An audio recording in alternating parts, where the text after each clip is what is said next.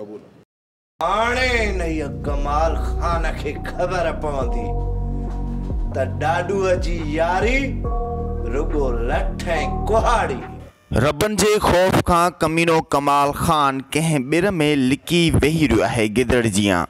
आख़िर केसि ताईं गिदड़ जियां पंहिंजी ख़ैर मल्हाईंदो। नेठ त रबन जे वारे में ज़रूरु ईंदो ऐं रबन हुन जे मथे ते जेके लठ ऐं कुहाड़ियूं वसाईंदो सॼो ॻोठ ई ॾिसंदो। ज़हर ज़िंदगी ड्रामे जी 260 एपिसोड में रईस गफ़ार ख़ान जे मथां गोलियूं केरु हलाईंदो? आख़िर कमीने कमाल ख़ान जो मक़सदु छा आहे? छा रईस गफ़ार ख़ान खे बि ख़त्मु करणु चाहे पियो?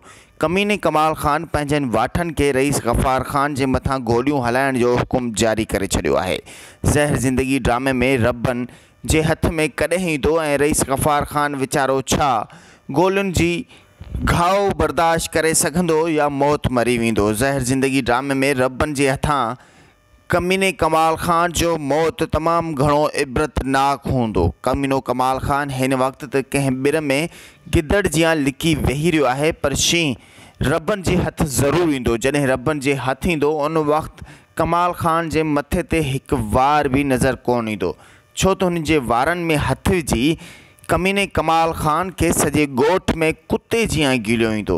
छो त कमीने कमाल ख़ान ज़हर ज़िंदगी ड्रामे में हर माण्हूअ जे मथां ज़ुल्म कया आहिनि, ना सिर्फ़ु मीरा पठाणी पर उन सां गॾोगॾु पंहिंजे रईस गफ़ार ख़ान जे मथां बि गोलियूं हलाइण में कमीने कमाल ख़ान जो वॾो कैफ़ किरदारु आहे। ज़हर ज़िंदगी ड्रामे में अव्हां ॾिठो हूंदो त रबन जेको बुखे शींहं जियां कमीने कमाल ख़ान जहिड़े गिदड़ खे ॻोल्हींदो वरितो आहे। जॾहिं बि उनखे कमीनो कमाल ख़ान साम्हूं अची वियो त उहो कमाल ख़ान जो शायदि ॾींहुं आख़िरी हूंदो। ज़हर ज़िंदगी ड्रामे जी हर अपडेट ॾिसण लाइ ॾिसंदा सिर्फ़ु असांजी HD TV खे। पंहिंजो रखंदा खोड़ सारो ख़्यालु। अल्लाह हाफ़िज़।